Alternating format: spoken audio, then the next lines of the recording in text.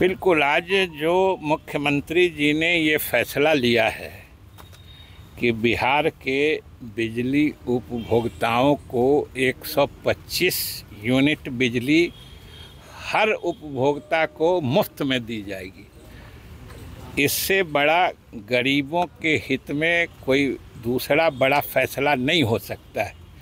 क्योंकि आप सब जानते हैं, सामान्य रूप से गरीब परिवार जो घरेलू उपभोक्ता होते हैं, घर में 2-3 बल्ब जलाते हैं या कुछ पंखा चलाते हैं, उसमें लगभग 100-125 यूनिट बिजली ही खपत होती है। और उतना आज मुख्यमंत्री जी ने फैसला करके ये घोषणा कर दी है कि अब बिहार में जो बिजली उपभोक्ता हैं 125 यूनिट तक अगर बिजली खपत करते हैं तो उसके लिए उनको कोई उसका शुल्क देना नहीं होगा।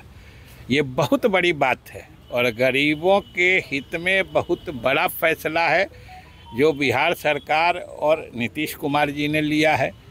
पहले भी बिजली जो लोगों को इतने अधिक समय तक दी जा रही थी, इसके लिए सरकार बहुत प्रयास करती थी। सरकार अपने तरफ से पैसा बिजली कंपनियों को देती थी।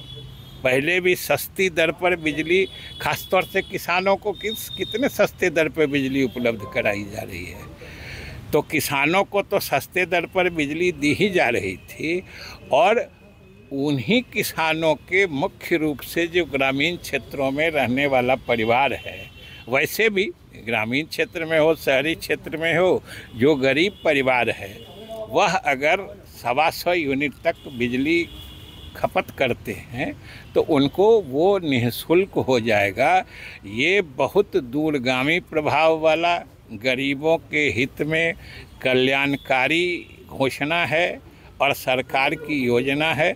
इसके लिए हम समझते हैं कि बिहार के सारे लोग मुख्यमंत्री और इस एनडीए सरकार को निश्चित रूप से धन्यवाद दे रहे होंगे। ये तो आप मुख्यमंत्री जी ने ही घोषणा की है कि अगले 5 वर्षों में जो हम लोगों को भरोसा है कि बिहार की जनता फिर से आशीर्वाद देगी, मुख्यमंत्री जी के नेतृत्व में फिर से एनडीए की सरकार बनाएगी, तो अगले 5 वर्षों में 1 करोड़ बेरोजगारों को नौकरी और रोजगार उपलब्ध कराया जाएगा।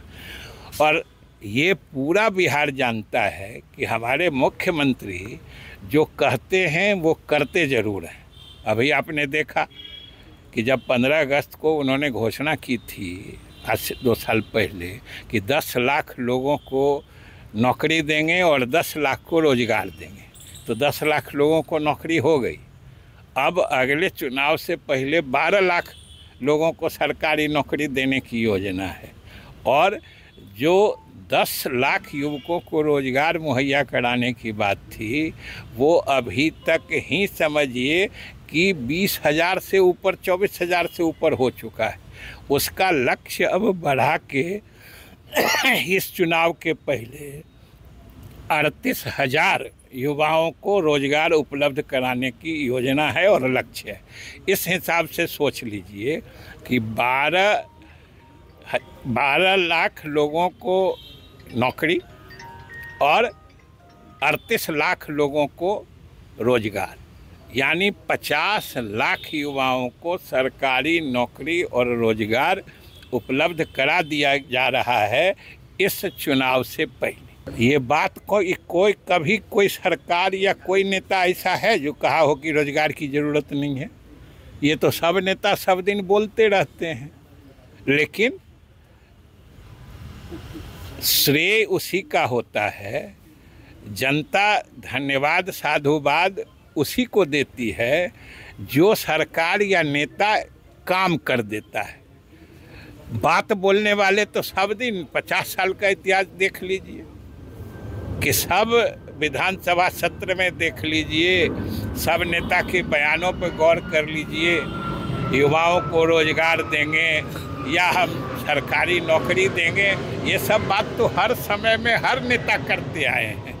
लेकिन श्रेय तो उस नेता का होता है जो ये काम करके दिखाता है।